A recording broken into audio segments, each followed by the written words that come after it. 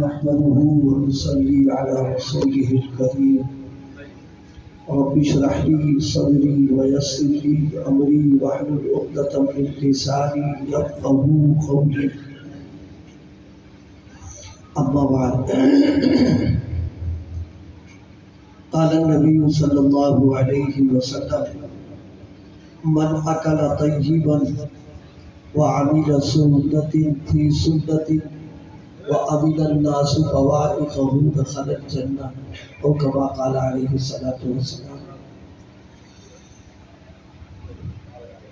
میرے عزیز دوستوں اور ساتھیوں، اللہ پاک کا فضل ہے، اس کا احسان ہے، ہم سب کو دعوت الحق کے ایک روزہ نظام میں حضرات علماء کرام سے بڑی مفید اور قیمتی باتوں کے سننے کا موقع عنایت فرمایا۔ اللہ پاک ان باتوں کو قبول فرما لے اور ہم سب کو عمل کرنے کی توفیق عطا فرمائے۔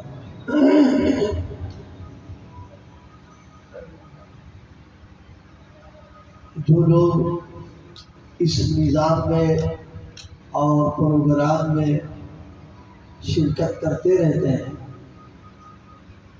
ان کو اندازہ ہوگا کہ دعوت الحق کے پلیٹ فارم سے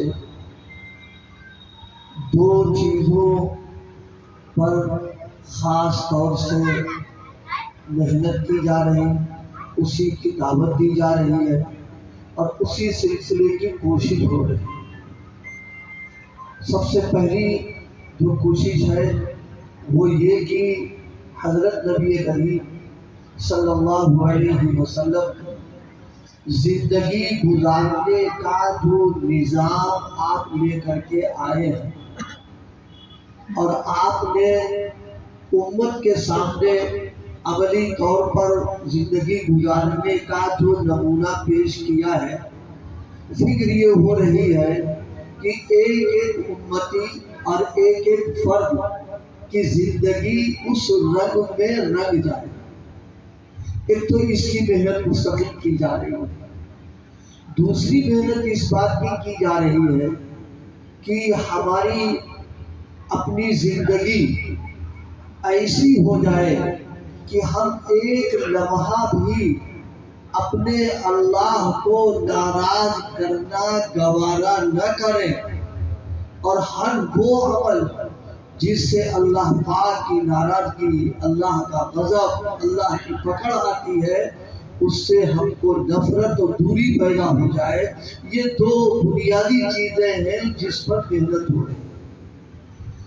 اسی تعلق سے عقائد، عبادات، معاملات، معاشرت پر تھوڑی تھوڑی روشنی ڈال دی جاتی ہے تاکہ ہم کو اندازہ ہو جائے کہ دینداری جو ہے وہ پورے پانچوں شعبوں پر اس کا تعلق ہے، اور آپ نے زندگی گزارنے کا جو پیغام، جو عملی نمونہ، جو نظام پیش کیا ہے وہ ان پانچوں کے لیے۔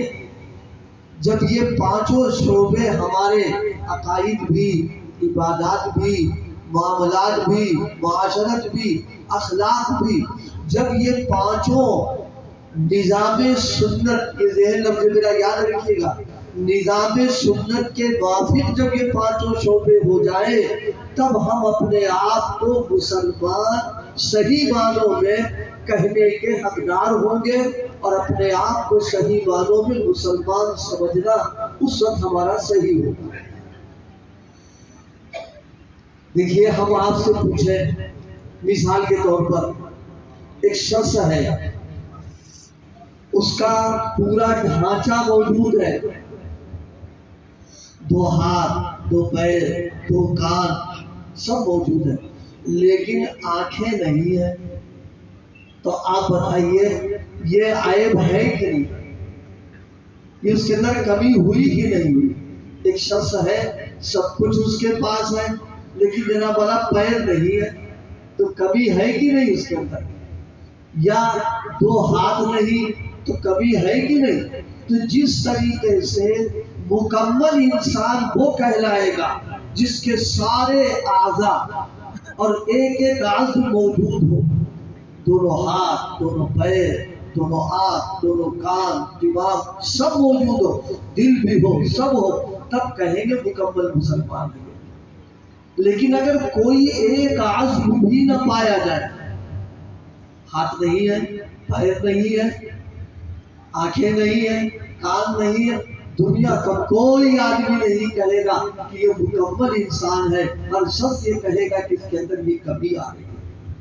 بالکل اسی طریقے پر یہ 5 چیزیں، عقائد، عبادات، معاملات، معاشرت، اخلاق، جب یہ 5 چیزیں دین کے اعتبار سے، جس کو میں نے عرض کیا سنت کے رنگ میں رنگی ہوں گی، تب کہیں گے کہ یہ مکمل مسلمان ہے۔ لیکن اگر کسی اعتبار سے بھی کہیں سے بھی کمی ہو جائے، معاملات گندے، معاشرت غیر اسلامی اور اخلاق غیر دینی ہے، چاہے وہ نمازوں کا کتنا پابند ہو، تہجد گزار ہو، اشراق اوابین پڑھنے والا ہو، تسبیحات کا پڑھنے والا، تلاوت کا کرنے والا، تو یاد رکھیے قرآن اور حدیث اور شریعت کی نظروں میں اس کو مکمل مسلمان نہیں کہا جائے گا، اس کو کہیں گے اس کا دین ادھورا ہے۔ تو دعوت الحق کے پلیٹ فارم سے اس کی محنت کی جا رہی ہے، سنتوں کو کا تذکرہ بار بار کیا جاتا ہے، رسول اللہ کی زندگی بار بار آئینے کے لیے ہمارے سامنے رہنا چاہیے، اور اپنا چہرہ دیکھنا، زندگی دیکھنا کہ کس اعتبار سے ہمارے اندر کمی ہوگی۔ اور دوسری چیز جو میں نے بہت سادے الفاظ میں کہی، ہمارے اندر ایک فکر یہ پیدا ہو جائے، یہ ایک لگن پیدا ہو جائے کہ میرا اللہ، میرا خالق، میرا مالک ایک لمحے کے لیے مجھ سے ناراض نہ ہو، اور کوئی ایسا عمل نہ کرے جو اس کی خفگی کا، اس کے غضب کا، اس کے عذاب کا ذریعہ بن جائے، جس کو کہتے ہیں گناہوں سے بچنے کی فکر پیدا ہو۔ اب میں انہی 2 چیزوں کے سلسلے میں ایک بنیادی بات عرض کرنا چاہتا ہوں۔ انسان کے دل میں سنتوں کا جذبہ اور گناہوں سے نفرت، مولانا بھی اسے بتا رہے تھے، میں اسی کو تھوڑا سا آگے بڑھاتے ہوئے عرض کر دوں، انسان کے اندر داعیہ جذبہ پیدا ہو جائے کہ ہم سنتوں پر عمل کریں گے، ہم نیکیوں پر عمل کریں گے، ہم طاعت کو اپنائیں گے، ہم گناہوں سے بچیں گے۔ اس کی بنیاد کیا ہے؟ ہم آپ سے پوچھنا چاہتے ہیں، بہت بہت عمدہ قسم کا کھانا پکاؤ اور بہت لذیذ قسم کا دسترخوان پر غذائیں ڈونگے آ گئے ہو، آپ بتائیے اس کھانے کا فائدہ کب ملے گا؟ ظاہر ہے اس کھانے کا فائدہ ہم کو جب ملے گا جب ہمارے اندر بھوک ہوگی، اندر سے اشتہا ہوگا، خواہش ہوگی، تب جا کر کے اس کھانے کو ہم استعمال کریں گے۔ اور بھوک لگی نہیں اور اشتہا ہے ہی نہیں، چاہے کتنا لذیذ کھانا رکھا ہوا ہو، وہ ہمارے لیے کوئی نفع نہیں۔ یاد رکھو مسلمانوں، اللہ مجھ کو بھی اس کا احساس و فکر نصیب فرمائے اور آپ کو بھی احساس و فکر نصیب فرمائے کہ نیکیوں پر عمل کرنے کا جذبہ اور گناہوں سے بچنے کی ہمت اور حوصلہ، سنتوں کا ذوق و شوق اور گناہوں سے نفرت کی بنیاد اس بات کے اوپر ہے کہ ہم حلال کھانے اور کمانے کا اہتمام کریں۔ اب آپ سوچ رہے ہوگے تو بے جوڑ بات کہی تم نے؟ جی نہیں، بے جوڑ بات میں نے نہیں کہی ہے۔ آدمی کسی کام کو کرتا ہے یا نہیں کرتا ہے، اندر کا جذبہ اس کا ہوتا ہے، اندر کا داعیہ، اندر کا بلبلہ ہوتا ہے کہ بھائی بڑا کام کرنا ہے، بڑا نہیں کرنا ہے۔ انسان کے جذبات، انسان کا بلبلہ اور داعیہ جیسا خون ہوگا اسی انداز کے جذبات پیدا ہوگا۔ اگر اچھا خون ہے، عمدہ خون ہے، تو طبیعت چلے گی نیکیوں کی طرف، طاعت کی طرف، سنتوں کی طرف، فرما برداری کی طرف۔ لیکن خون اگر گندا ہے، خون اگر خراب ہے، خون اگر گڑبڑ ہے، تو پھر اس کی طبیعت چلے گی گناہوں کی طرف، معصیت کی طرف، رسم و رواج کی طرف، گناہوں کی طرف، اس بنیاد پر میں نے عمل کیا ہے۔ ہم سب لوگوں کو اگر دینداری اپنی زندگی کے اندر لانا ہے تو سب سے پہلے ہم کو اس کا اہتمام کرنا پڑے گا کہ ہمارے پیٹ میں جو لقمہ جا رہا ہے، ہم جو غذا استعمال کر رہے ہیں، ہمارے دسترخوان پر جو چیزیں آ رہی ہیں، ہمارے گھر میں جو کچھ پک رہا ہے، نہ صحیح مرکب، نہ صحیح بہت اعلیٰ قسم کا ساگ سبزی کھا رہے ہو، روٹی ساری کھا رہے ہو، لیکن اگر وہ حلال اور طیب ہے تو انشاءاللہ وہ حلال اور طیب غذا جب پیٹ میں جائے گی تو زندگی کے اندر تبدیلی پیدا ہونا شروع ہو جائے گی۔ کیونکہ حلال جب کھائیں گے تو وہ حلال کھانا پیٹ میں جانے کے بعد خون بنے گا، اور خون بنے گا بالکل پاکیزہ، عمدہ، اچھا۔ تو آپ بتائیے پاکیزہ خون بنے گا تو جذبات غلط نہیں ہوں گے، جذبات اچھے عمدہ ہوں گے۔ میں سمجھانے کے لیے عرض کروں، آج کل تو سمجھ بہت آسانی سے آئے گا، ہمارے گھروں میں پانی کی ٹنکیاں ہوتی ہیں، ٹنکیاں پانی کی ہوتی ہیں۔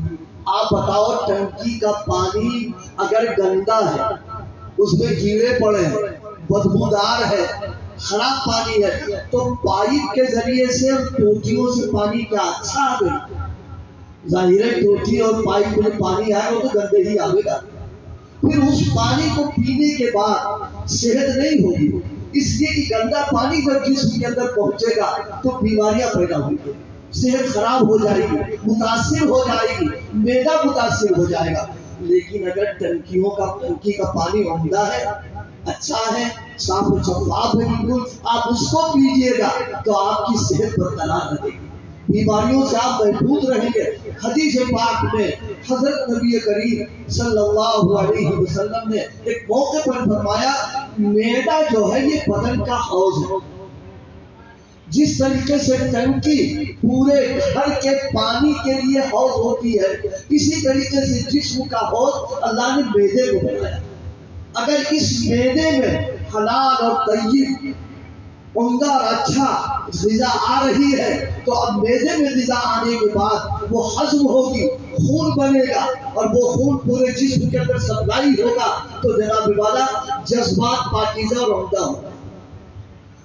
اگر آپ کو اتنی بات سمجھ میں آ گئی اور نہ سمجھ میں آئے تو کبھی نہ کبھی تو سمجھ میں آئے گی۔ حلال کمائی اتنی بنیادی چیز ہے کہ اللہ پاک نے اپنے نبیوں تک کو اس کا پابند کیا ہے۔ ہماری آپ کی کیا مثال ہے؟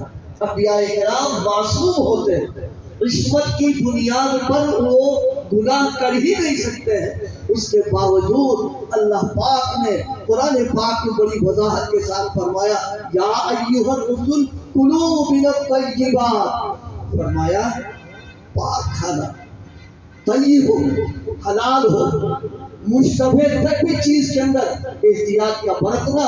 اگر دین کے اندر، اگر زندگی میں دینداری، تقویٰ، طہارت، سنتوں کی محبت، گناہوں سے نفرت اگر ہم چاہتے ہیں تو سب سے پہلے اس کا اہتمام کرنا۔ اللہ پاک حلال کمائی، حلال کھانا اور طیب کھانے میں بڑی برکتیں رکھی، بڑے انوارات رکھے، بڑی روحانیتیں رکھی ہیں۔ آج معاف کیجیے گا، بات تھوڑی سی کڑوی ہے لیکن بہرحال ہے، اور کڑوی چیز، کڑوا گھول ذرا پینا پڑے گا تب تو کام بنے گا۔ ابھی کل ایک پروگرام میں شریک ہوئے تو علاقے کے بڑے عالم، اور غالباً نہیں پکی بات ہے، میرے دورے حدیث کے وہ رفقا میں تھے، انہوں نے بڑی عجیب بات کی اور وہ ہم ہی لوگوں کو سنانے کے لیے کہا۔ انہوں نے کہا کہ معاشرے میں دو بیماریاں ایسی آ گئی ہیں کہ علماء بھی ان بیماریوں کے تذکرہ کرنے کے لیے ہمت جھٹا نہیں پاتے۔ اب ہم بھی متوجہ ہو گئے، بھائی تو بیماریاں ایسی ہیں وہ جھٹا نہیں پاتے، تو واقعی انہوں نے جو بات کہی دکھ کی درد پر گویا انہوں نے دکھ پر ہاتھ رکھ دیا۔ انہوں نے کہا ہمارے معاشرے کی ایک سب سے بڑی بیماری کہ ہمارے یہاں وراثت کی تقسیم کا سسٹم بالکل ہے ہی نہیں. دیکھیے بہت یہ کڑوا جھوٹ ہے لیکن حقیقت ہے. ہم بیمار ہیں اس سلسلے کے اندر. ہمارے یہاں یعنی ہمارے اپنے معاشرے کی صورتحال یہ ہے، والدین کا انتقال ہو گیا، والد صاحب کا انتقال ہو گیا، جناب بڑا انہوں نے جو کچھ ترکہ چھوڑا. ہم اتنے سارے لوگ بیٹھے ہوئے ہیں، ہم جائزہ لیں کہ اس ترکے میں بہن کا بھی حصہ ہے، بھائی کا بھی حصہ ہے، اماں کا بھی حصہ ہے، اور بھی حصے. کتنے لوگ ہیں جو یہ بتا سکتے ہو کہ ہم نے اپنے والد کی وراثت کو بالکل تول کر کے دے دیا ہو؟ بھائیوں وغیرہ کو تو مل جاتا ہے لیکن بہنوں کا معاملہ دینے کا رواج ہے ہی نہیں بالکل. اور لوگ بعض اوقات کہہ بھی دیتے ہیں، نادانی کی بات ہے، کہ ابا نے تمہاری شادی میں جو کچھ دینا تھا تم کو دے دیا، جو کچھ دینا تھا دے دیا. یعنی اس کو کہہ کر گویا یہ بتانا چاہتے کہ تمہارا کوئی حصہ نہیں. اب آپ بتائیے، جس معاشرے میں اور جن گھرانوں میں میراث اور وراثت کی تقسیم کا معاملہ نہیں ہے تو وہاں حرام کھانا ہو رہا کہ نہیں ہو رہا؟ آپ بتائیں. اب نہیں یہ بات ہے کہ نہیں ہمارے، چاہے میں ہوں چاہے کوئی ہو، اگر وراثت کو تقسیم نہیں کیا اور جن لوگوں کے حصے ہیں ان کو پورے طور پر نہیں دیا گیا اور ان کو یوں ہی بیٹھ کر کے گھر کے بڑے نے اس کو ہڑپ کر دیا ہے، تو آپ بتائیے اس کی آمدنی گڑبڑ ہو گئی کہ نہیں ہوگی؟ اس کھیت سے، اس کاروبار سے، یا اس سے جو کچھ ہم لے کر کے آ رہے اور جتنے لوگ کھا رہے، سب کے پیٹوں میں حرام جا رہا کہ نہیں جا رہا؟ اللہ پاک ہم کو اس سلسلے میں پوری توجہ کی توفیق عطا فرمائے. حدیث پاک میں بہت شدید وعید آئی ہے، بہت شدید وعید آئی ہے وراثت کے تعلق سے. کہ وجہ بھائی ہے وہ بچ گیا. بہرحال میں عرض کر رہا تھا عقل حلال. عقل حلال کا اہتمام جتنا کریں گے ہم اور حرام سے جتنا بچیں گے. آج دیکھو میں نے ایک بات ذکر کی ہے، اور بہت سارے کاروبار، بہت ساری تجارتیں ایسی ہیں جو بالکل شرعاً صحیح نہیں ہے، غلط ہے. یا ہم سرکاری ملازمت کے اندر ہیں اور اس کے اندر جناب والا نمبر 2 کی آمدنی ہو رہی ہے، اوپر کی جس کو آمدنی کہتے ہیں. اس سے زیادہ مسجد بیٹھ کر وضاحت نہیں کر سکتے، آپ ہم سے زیادہ جانتے ہیں اس کو. آپ بتائیے یہ ساری آمدنیاں، اس کے ذریعے سے ہمارا کھانا، ہمارا پینا، ہمارا پہننا، بچوں کو اس کے ذریعے سے تعلیم اسی رقم سے ان کی دلوا رہے ہیں، ان کو اسی طرح کھلوا رہے ہیں. آپ بتائیے وہ پیٹ میں جانے کے بعد دینداری پیدا کرے گا؟ اللہ پاک ہم کو توجہ کی توفیق عطا فرما دے. بس اسی چیز کو اس وقت ذکر کرنا ہے. 2 ٹکڑے اس کو میں ذکر نہیں کروں گا، وقت پورا ہو رہا ہے، کہ ہم کو اس کی فکر کرنا، ہم آدھی روٹی کھائیں حلال کی کھائیں، ہم سوکھی اور سادی غذا کا استعمال کریں لیکن طیب کا استعمال کریں. انشاءاللہ اللہ اسی برکتیں عطا فرمائے. اگر ہم نے اپنی آمدنیوں میں، اپنی کمائیوں میں، اپنی یافت میں، اپنے ذرائع معاش میں اگر سدھار نہیں پیدا کیا تو یاد رکھیے جلسے جلوس تقریریں ان سے کچھ نہیں ہوگا. بنے گا تو جب اندر بھوک لگے گی، اندر اشتہا پیدا ہوگا تب تو کھانا کھائیں گے، اور جب بھوک ہی نہیں لگی تو کھانا کہاں سے کھا لیں گے ہم. اس لیے مسلم معاشرے کی اس بیماری پر خاص طور پر ہم سب اس میں مبتلا ہیں. اللہ پاک بچنے کی اور حقوق کی ادائیگی کی توفیق عطا فرمائے. جو لوگ حلال کا کتنا اہتمام کیا ہمارے بڑوں نے، آج بھی اللہ کے بہت سارے بندے ایسے ہیں کہ اس ماحول میں بھی وہ حلال کا اہتمام کرتے ہیں. حلال کھانا، حلال کھلانا، بچوں کو حرام سے محفوظ رکھنے کی پوری کوشش کرتے ہیں. ان کے گھروں میں دینداری کا ماحول بنا ہوا ہے. اور جن خاندانوں میں اور جن علاقوں میں اس کا اہتمام نہیں ہے، مالیات کی تو فراوانی ہے لیکن دین برائے نام ہے، نہ اپنی زندگی میں ہے نہ اپنے گھروں میں ہے. اس لیے میرے دوستوں، میرے بھائیوں، ایک پیغام لے کر کے جائیں کہ ہم انشاءاللہ اپنی آمدنیوں کو حلال بنانے کی کوشش کریں۔ لیکن یہاں ایک بات توجہ دلانے کی عرض کر دیں، اگر ہمارا ذریعہ معاش حرام ہے، ذریعہ معاش گڑبڑ ہو رہا ہے، تو ہمارے اس بیان سے جذبے میں آ کر کے وہ کوئی قدم نہ اٹھا لے جب تک کسی مفتی سے رجوع نہ کرے۔ یہ خوب اچھی طرح ذہن میں رکھیے گا کہ حرام ذرائع معاش اگر ہمارے ہیں تو اس کے لیے مفتیان کرام سے رجوع کر کے پھر جو تدبیر بتائیں اس پر عمل کیجیے گا۔ بعض اوقات ہوتا یہ ہے کہ بیان کرنے والے نے بڑے جوش سے بیان کر دیا، اگلا آدمی متاثر ہو گیا، اس نے اٹھایا قلم اور کاغذ اور کہا کہ یہ کاروبار گڑبڑ سڑبڑ ہے اور یہ ملازمت گڑبڑ، استعفا دے کے بیٹھ گیا۔ اب استعفا دے کے بیٹھ گیا، کوئی ذریعہ ہے ہی نہیں۔ اب معلوم حقوق کرنے لگے، معلوم فاتح پر ہونے لگے، معلوم بھی بچوں کے اندر خط بچار ہو گیا۔ شریعت نے کوئی ایسا کام نہیں بتایا جس میں آدمی کسی نقصان میں مبتلا ہو جائے، اس کی تدبیر بتائی، اس کا بدل بتایا۔ اس لیے میں نے عرض کیا مفتیان کرام کے مشورے کے بغیر اس راستے کے اندر اپنے جذبات سے متاثر ہو کر کوئی قدم نہ اٹھائیے گا۔ ہاں اتنا ضرور رہے کہ حلال کا اہتمام اور انتظام اور فکر کرنا یہ ایمان کا تقاضا ہے، یہ دین کا تقاضا ہے، اپنے آپ کو نیک و صالح بنانے کا تقاضا ہے۔ جب تک یہ چیز پیدا نہیں ہوگی، میں بہت ذمہ داری کے ساتھ عرض کر سکتا ہوں، صبح قیامت تک ولایت کی ہوا تو بہت بڑی بات ہے، اس کے اندر دینداری نہیں آ پائے گی۔ سب سے بنیادی چیز یہ ہے کہ ہم حلال کا اہتمام کریں۔ بہت سارے واقعات ہمارے اکابر کے ہیں، ہمارے بزرگوں کے، ایک دن کی حلال کمائی کی دعوت اور کھانے کا اثر 40 دن تک رہا۔ ایک وقت کھانا حلال کا مل گیا، اس کے اثرات، اس کے برکات، اس کے ادوارات 40 دن تک رہے ہیں۔ ظاہر جب حلال کا اثر 40 دن رہتا ہے تو حرام کی نحوست بھی تو 40 دن کم سے کم رہے گی۔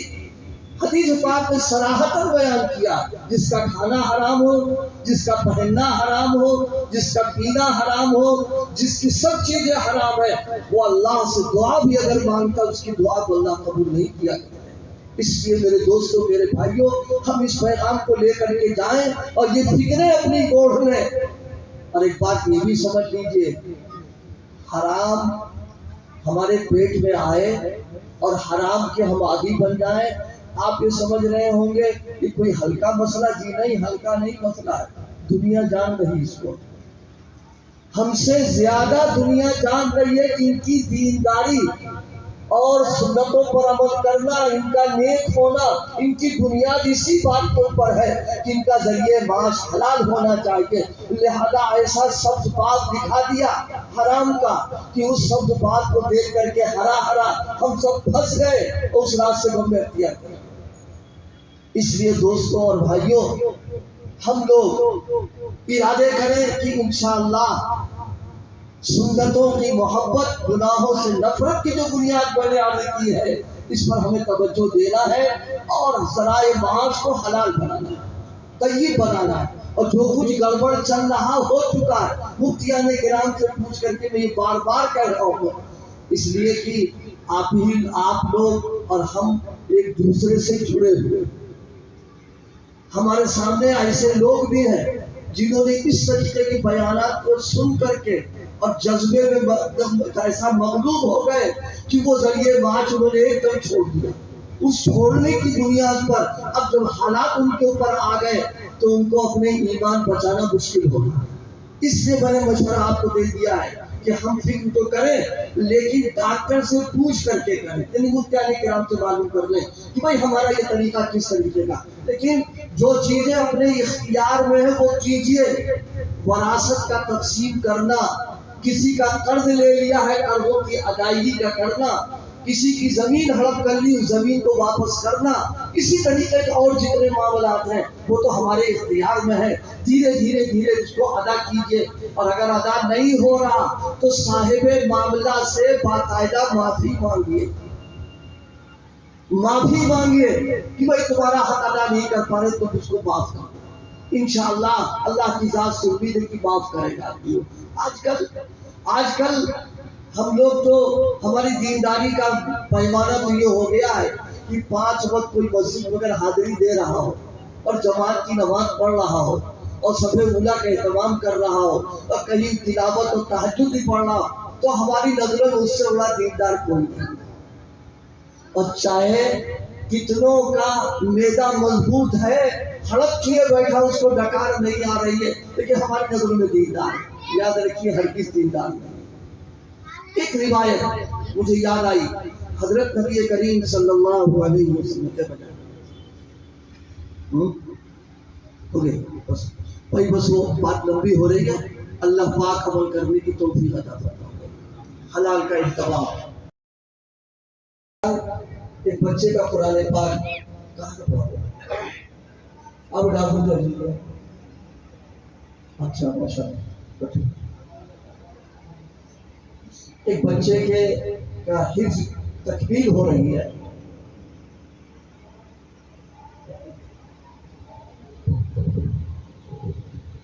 من الشيطان الرجيم بسم الله الرحمن الرحيم الحمد لله رب العالمين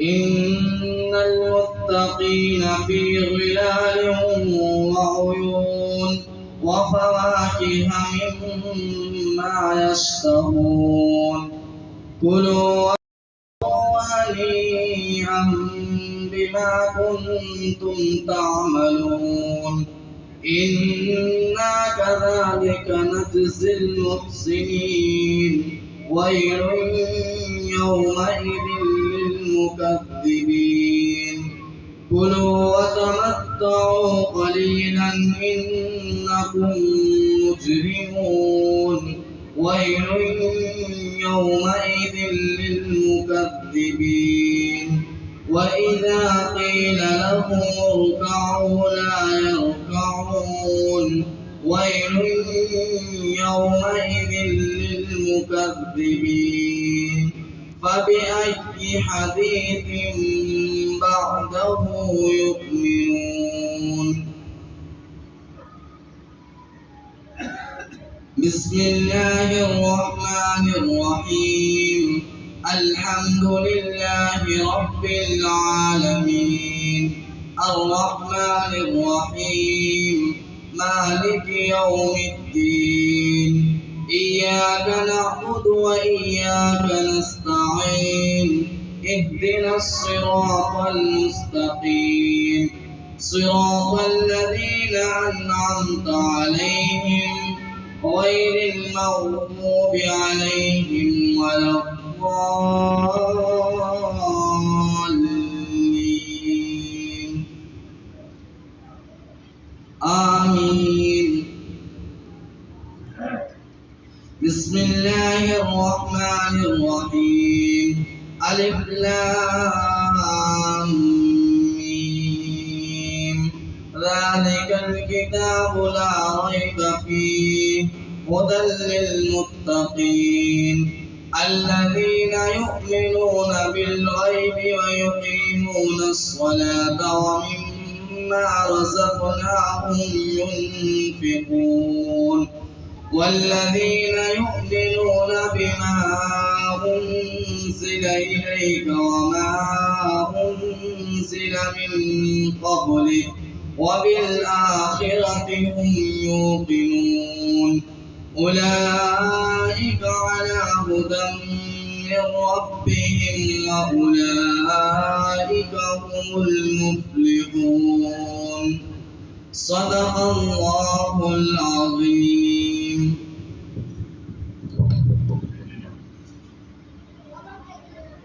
ضروری اعلان ہے آپ کے قریب برات جب تک جیسے تعصبات کا ایک روزہ اجتماع ہے، ایسے 3 روزہ پروگرام ہے جو تقریباً 1 سال کے بعد ہو رہا ہے اس علاقے میں۔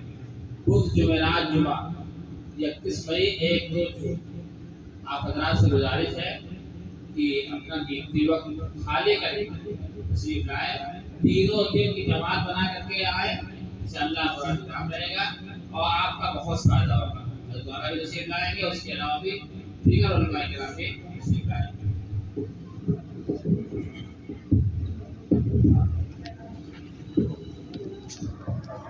سبحان اللہ وبحمدہ سبحان اللہ العظیم وصلی اللہ علی النبی الکریم۔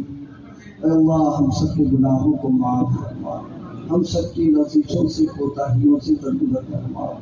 اے مولا کریم، جو کچھ کہا گیا سنا گیا یہ آپ کی توفیق سے ہوا ہے، جو باتیں صحیح نکل گئی اس کو قبول فرما دے، غلط نکل گئی اس کو معاف فرما دے۔ اے مولا جو کچھ ہوا ہے اپنی توفیق سے اس کو قبول فرما لیجئے، ہم سب کو نیک اور صالح بنا دیجئے، سنتوں پر عمل کرنے کا جذبہ پیدا فرما دیجئے، گناہوں سے بچنے کی نفرت پیدا فرما دیجئے۔ اے اللہ ہم سب کو حلال طیب برکت والی روزی عطا فرما دیجئے۔ اے اللہ حلال روزی کے دروازوں کو کھول دیجئے، آسان فرما دیجئے، حرام کے دروازوں کو بند فرما دیجئے۔ اے اللہ حرام سے نفرت اور دوری پیدا فرما دیجئے، ہر لائن کی خیر مقدر فرما دیجئے، ہر لائن کے شر سے ہماری حفاظت فرما دیجئے۔ اے اللہ حاضرین کی تمام جائز تمناؤں کو منادوں کو اپنے کرم سے پورا فرما۔ جن جن لوگوں نے دعاؤں کے لیے کہا ہے لکھا ہے ان کا ہمارے اوپر حق ہے یا وہ متوقع ہے۔ اے اللہ آپ ایک ایک کی حاجتوں کو خوب اچھی طریقے سے جاننے والے ہیں۔ اے مولا کریم کے در پر کوئی جاتا ہے تو کریم محروم نہیں کیا کرتا ہے، دے ہی دیا کرتا ہے۔ آپ نے تو بلایا ہے، اے مولا بلا کر کے کسی کو محروم نہ فرمائیے، دامن مراد کو بھر دیجئے اور سب کی جائز تمناؤں کو پورا فرما دیجئے۔ ہماری جب تک حیات مقدر ہے سلامتی ایمان اور سلامتی اعضاء کے ساتھ سنت کے مطابق جینے کا فیصلہ فرما دیجئے۔